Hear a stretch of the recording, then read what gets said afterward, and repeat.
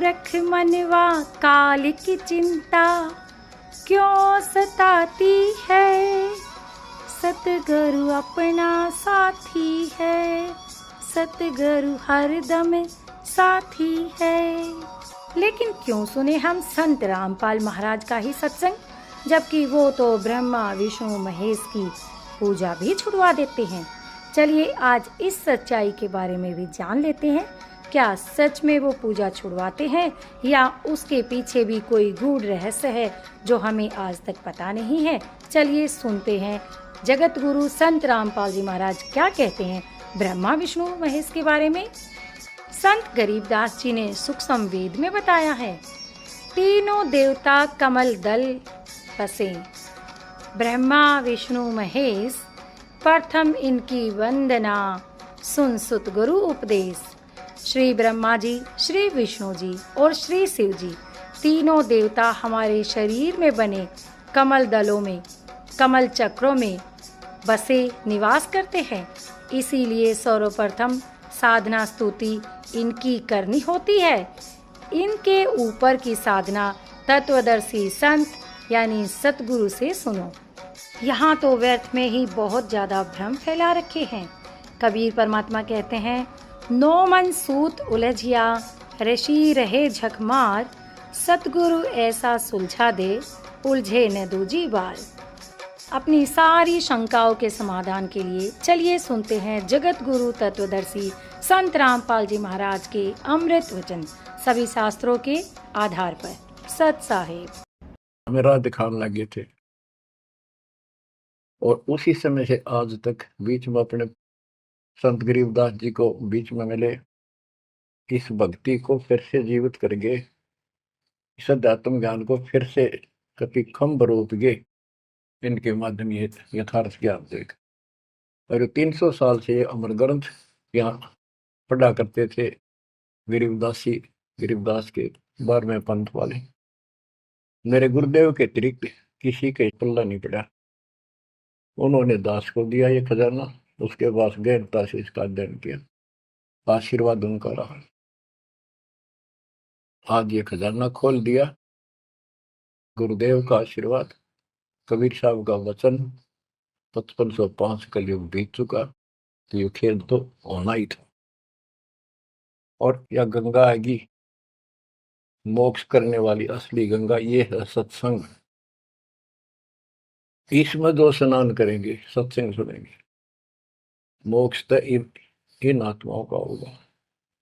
अब्राहिम सुल्तान को कैसे निकाला, उसके कोरडे तक खाए मालिक ने अपने बच्चे के, बता के लागत था, क्या नाता था उससे। अब यहां विचार कर लो उसका हमारे से क्या नाता है, कितना गहन नाता है। वो हमारा पिता है, वही हमारी माँ है। उस परमात्मा में हमारे प्रति माँ और पिता दोनों का मोह है, कितना जबरदस्त हो सकता है वो देखो। तुम अपनी गलती से फंस गए, पर वो बैठा उस पर भी नहीं जाता खाली कि कुछ तो निकालो काल के जाल से।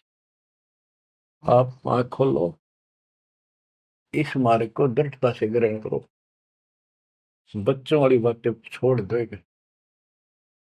सारा संसार एक तरफ हो जाए, आपने एक तरफ होना पड़ेगा।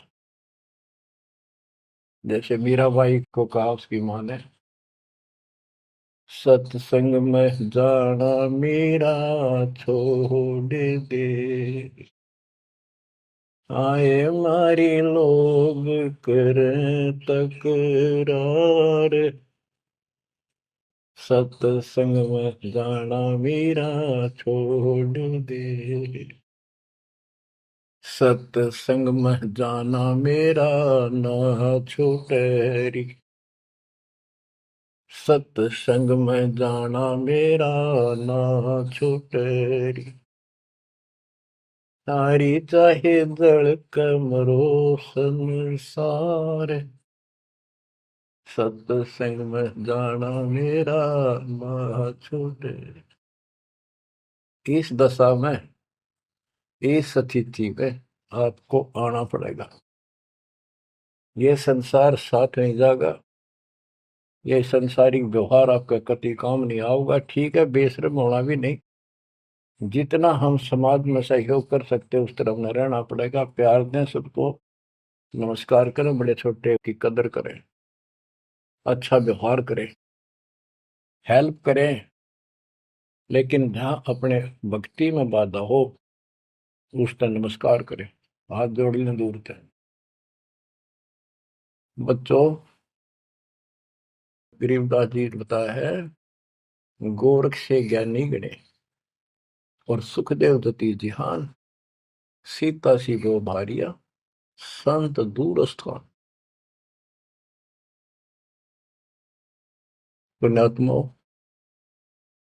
आपको अध्यात्म सिलेबस, ये अध्यात्म का पाठ्यक्रम पढ़ाया जा रहा है, दास टीचर है, और इसको बार बार रटवाऊंगा, बार बार समझाऊंगा, क्योंकि टीचर सारा साल उस सिलेबस को रह रह कर रिपीट करवाया करे, तब बच्चों के आत्मा में, उसके मन में, बुद्धि में वो सेट होता है। तो बच्चों, आपको ये सिलेबस दास बार बार रिपीट कराएगा और ध्यान से उत्सुकता से सुनते रहना। परमात्मा के ज्ञान को, सत्संग को सुनो, जब कति एकाग्र चित्त से सुनो। गरीब गोरख से ज्ञानी घने, सुखदेव जति जिहान, सीता सी बहु भारिया संत दूर स्थान। अब आपको अमर ग्रंथ की अमर वाणी का कुछ अंश सुनाऊंगा। जैसे दास की बुद्धि काम करेगी, इसको सरल भी बनाऊंगा। गरीब, यज्ञ रची जब पांडव राजा, नो ना तो नहीं ना दुबाजा, 84 सिद्ध रिद्ध सब मोहे, पूर्ण ब्रह्म ध्यान नहीं जो है। अब क्या बताना चाहते हैं संत गरीबदास जी, कि जब पांडवों ने अश्वमेघ यज्ञ रची तो उसमें 33 करोड़ देवता, 88,000 ऋषि, ब्रह्मा विष्णु महेश तक उपस्थित थे, 12 करोड़ ब्राह्मण, और ये गिरिपुरी, इनका गिनती नहीं, 56 करोड़ जहाँ थे या दो, शंख बचायन नहीं बाजा ना दो। तो कहने का भाव ये है कि गोरख से ज्ञानी गणे, सुखदेव जति जिहान, प्रसंग ये है। और सीता सी बहु बारिया संत दूर स्थान। पांडवों ने अश्वमेघ यज्ञ क्यों की थी? श्री कृष्ण जी जो उनके गुरु थे, त्रिलोकीनाथ विष्णु अवतार, उन्होंने बताया था कि तुमने, क्योंकि युधिष्ठिर जी को भयंकर स्वप्न आने लगे, बेचैनी होगी, भूख गई, रात की नींद गई, वैद्यों से इलाज करा लिया, कोई आराम नहीं हुआ। श्री कृष्ण जी के गुरु थे, उनसे समाधान जाना और कारण पूछा कि ये हुआ क्यों। तब श्री कृष्ण जी कहते, तुमने जो बंदूक घात किए हैं, युद्ध में, महाभारत में आदमी मारे और अपने प्रियजन मारे, रिश्तेदार मारे, ये पाप वो हानि कर रहा है, वो सेध रहा है। समाधान ये है कि अश्वमेघ यज्ञ करो और पूरी पृथ्वी पर न्योता दे दो, कोई आओ, धर्म यज्ञ करो एक, और धर्म यज्ञ सफल होगी तो तुम्हारा यह दुख दूर होगा, अन्यथा नहीं होगा। और यज्ञ संपूर्ण होने की, सफल होने का चिन्ह बना दिया, बता दिया निशानी, कि एक शंख 5 मुंह का, पंचानन शंख, उसको पंचजन्य भी बोल देते हैं। पंचायन, आनंद माने मुख होते हैं, पंचानन 5 मुख का शंख एक अलग स्थान पर रखा जाएगा। वो कोई बजाएगा नहीं, आप पर बाजेगा। वो बाजेगा तब जब कोई पूर्ण संत, अच्छी करने वाला उसमें भोजन खा लेगा। तो 33 करोड़ देवता बुला लिए,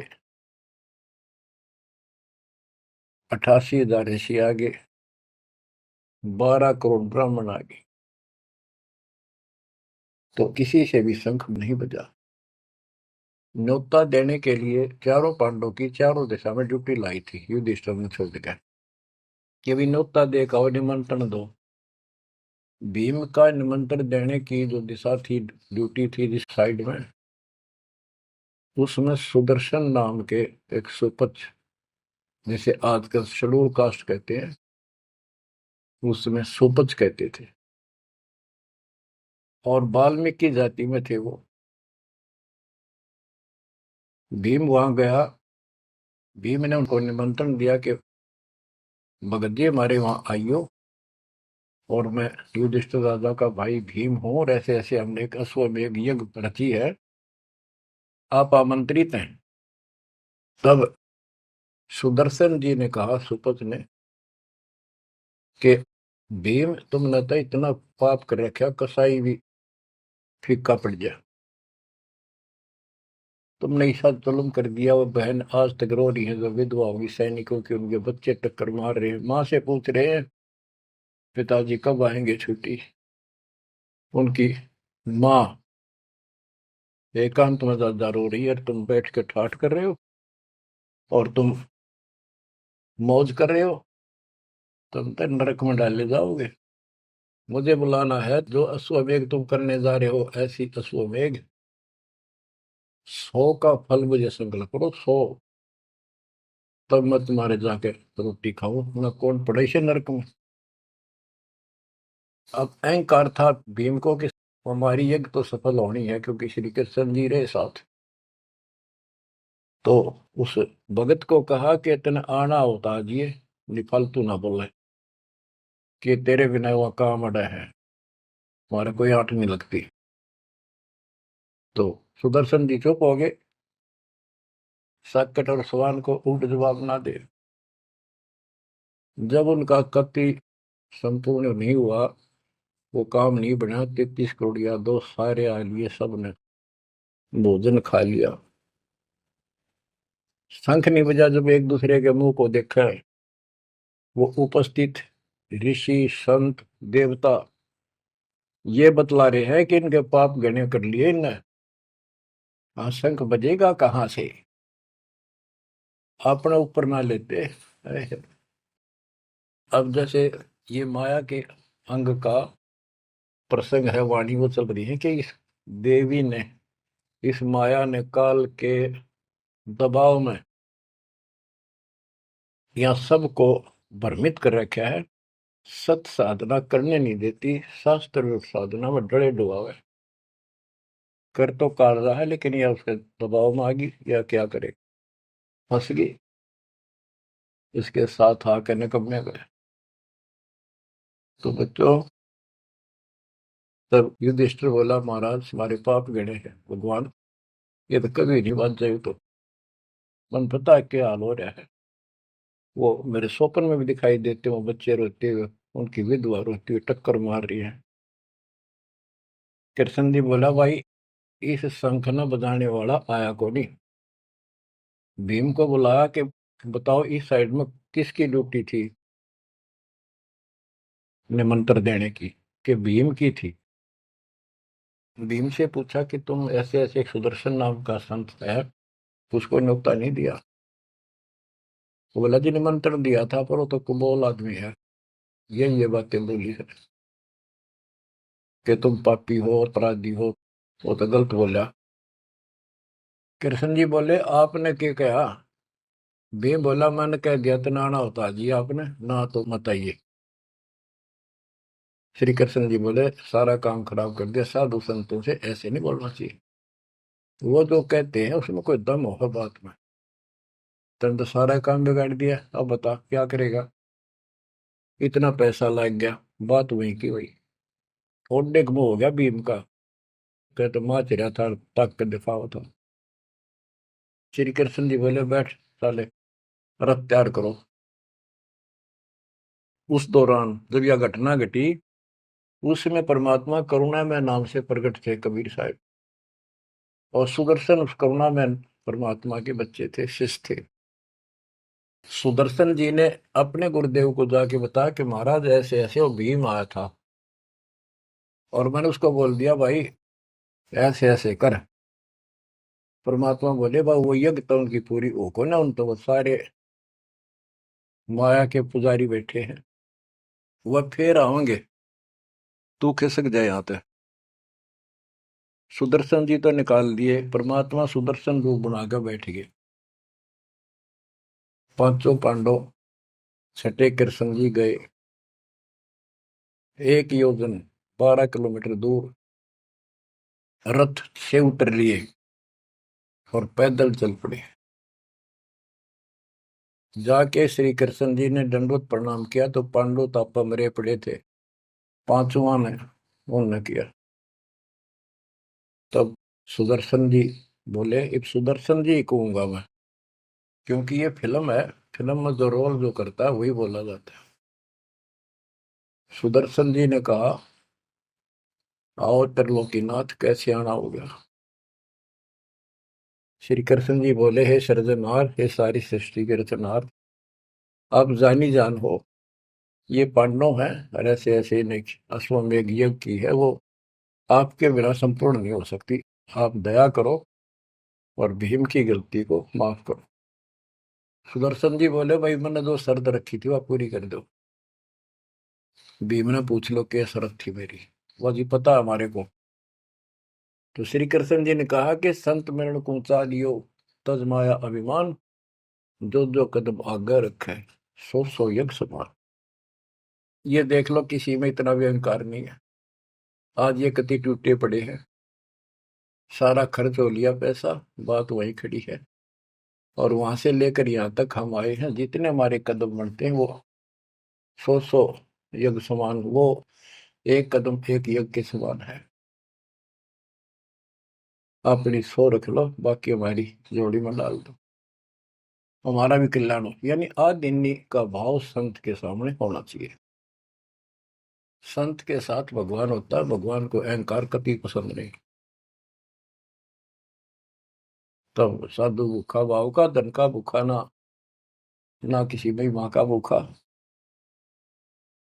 उससे पहले जब पहली बार यो भीम गया था तो निमंत्रण देने, एक तालाब में नहा का आया था और उसमें खूब गोते मर मर नहाया, पैर भी नहीं टिके थे। सुदर्शन जी बोले कि भीम यह मेरी माला तार के दिए खुट्टी पर था। भीम चला, खुट्टी पर तो माला सुमरनी तारन लग गया, उस पर उतरी नहीं, टस से मस नहीं हुई, पसीने आ गए। जब सुदर्शन जी बोले भीम उधर बड़ी डींग मारा था कि युद्ध नहीं जीता जाता, एक का मारू था 10 मरे थे, और ये माला ना उठी तेरे थे, छोड़ के आ गया, दूर खड़ा हो गया। और कोई दिखाना भी जरूरी था कि कुछ है इसके पल्ले, ना तो उनके मन में फिर दूसरा देता। ऐसे हाथ किया परमात्मा ने, वाला अपने आप उठ के उनके हाथ में आ गई। धर्मदास या घना अंधेरा, बिन परचा जीव जम का चेहरा। अगर थोड़ा बहुत ना दिखाऊं अपनी शक्ति तो काल का बंधेरा है, मेरी तरफ आवे को नहीं। उदिन तो बड़ी बात बोल रहा था भीम, और सुन ले तेरे जैसे पहलवान बहुत होगा जाएंगे।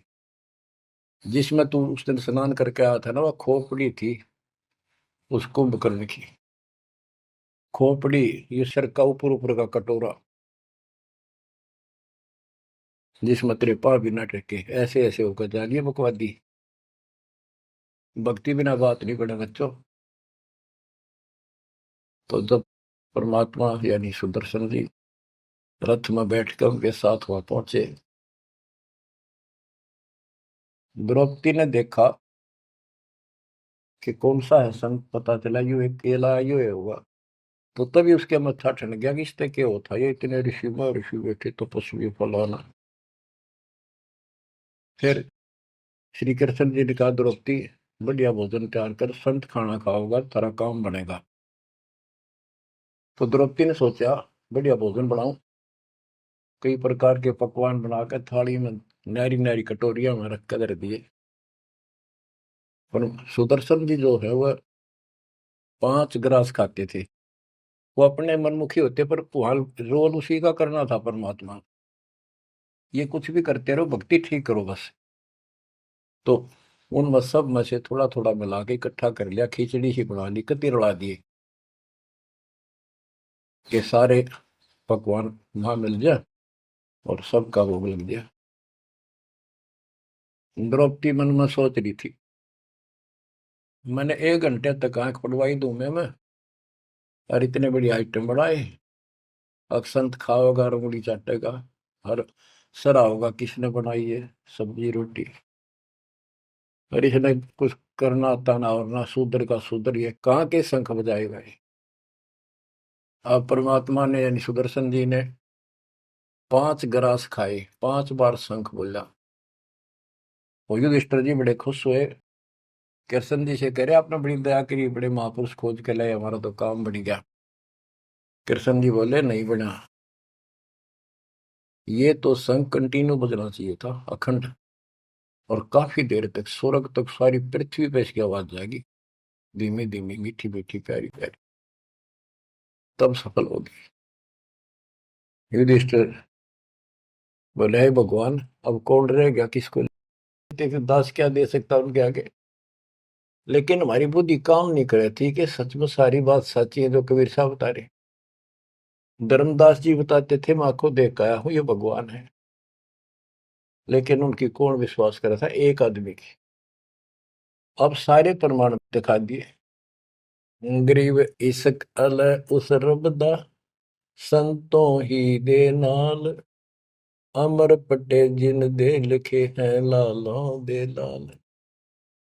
अब आपको जो ये सच्चा ज्ञान मिला, सच्ची भक्ति दास के माध्यम से, अब आप प्रतिदिन उस परम पिता की महिमा सुन रहे हो, आपकी तरफ ऑटोमेटिकली समाधि की तरफ अजब से बढ़ जाएगी, कुछ दिन के बाद देख लेना।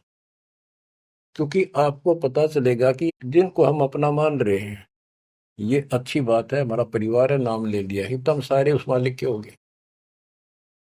लेकिन किसी कारण से नाम खंड हो गया तो कोई बचाव नहीं कर सकेगा इनमें से जिनको हम अपना मान रहे हैं।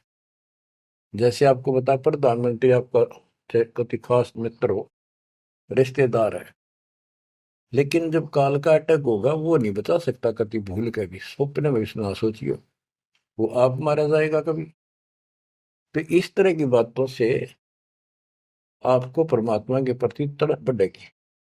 आज भी साथी संसार छोड़कर जाओगे तो भी आपके साथ यही होगा, वहां कोई परिवार का सदस्य आपके साथ नहीं।